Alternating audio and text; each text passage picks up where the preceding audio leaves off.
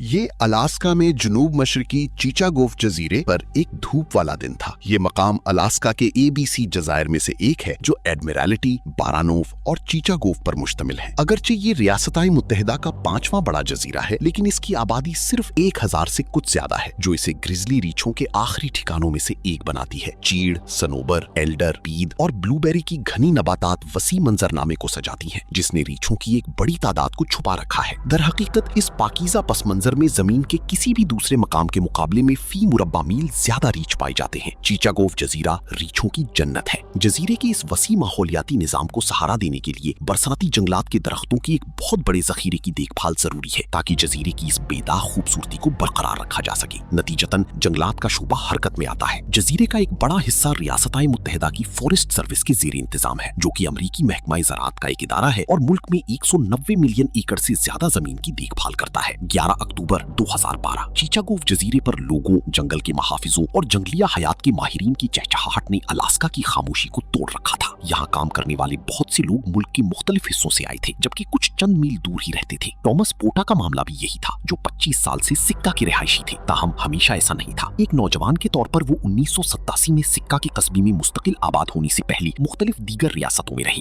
فطرت اور بیرونی دنیا کے دلدادہ، کاؤبائے ہیٹ اور بوٹ پہننے والے 54 سالہ ٹامس ٹونگس نیشنل فارسٹ میں درختوں کی کٹائی اور تراش خراش کا کام کرتے تھے، جو الاسکا کے جنگلات کی دیکھ بھال میں اہم کردار ادا کر رہا تھا۔ دوپہر کی میٹنگ کے دوران کارکنوں کو احساس ہوا کہ ان کے پاس راشن اور دیگر ضروری سامان ختم ہو رہا ہے۔ جنگلات کے شعبے میں کام کرنے کا مطلب جنگلی علاقوں کے قریب اور انسانی آبادی سے دور رہنا تھا۔ اس کا مطلب یہ تھا کہ ضروری سامان اور روزمرہ کی اشیاء تھوک میں خرید کر کام کی جگہ تک پہنچانی ہوتی تھیں۔ دوسرے حالات میں شاید یہ کوئی بڑا کام نہ لگتا، تاہم چیچاگوف جزیرے کے کارکنوں کے لیے یہ ٹھنڈے پانیوں کے پار 2.5 گھنٹے کا آنے جانے کا سفر تھا۔ کارکنوں نے اس بار اس طویل سفر کے لیے ٹامس کو نامزد کیا۔ شکار، مچھلی پکڑنے اور موٹر سائیکل چلانے کے شوقین اس جفا کش آدمی ٹامس نے خوشی خوشی اپنے ساتھیوں کی درخواست قبول کر لی۔ جمعرات کی اس دوپہر پانی بالکل شفاف اور نیلا تھا۔ چیچاگوف جزیرے کا ساحل پیریل اسٹریٹ سے ملتا ہے، جو جنوب مشرقی الاسکا کے الیگزینڈر آرکیپیلاگو میں پانی کی ایک لمبی گزرگاہ ہے۔ چھوٹے جزیروں اور کھاڑیوں سے بھرا ہوا یہ 80 کلومیٹر طویل راستہ مڑے ہوئے آبی راستوں اور خطرناک سمندری لہروں سے بھرا ہوا ہے۔ تاہم یہ لہریں آپ کی پریشانی کا سب سے چھوٹا حصہ تھیں، کیونکہ اس آبی گزرگاہ کی ڈھلوان ساحل بھوری ریچھوں کی رہنی، شکار کرنے اور نسل بڑھانے کے لیے بہترین ہے۔ پیریل اسٹریٹ کی اس دلکش منظر کے پیچھے ایک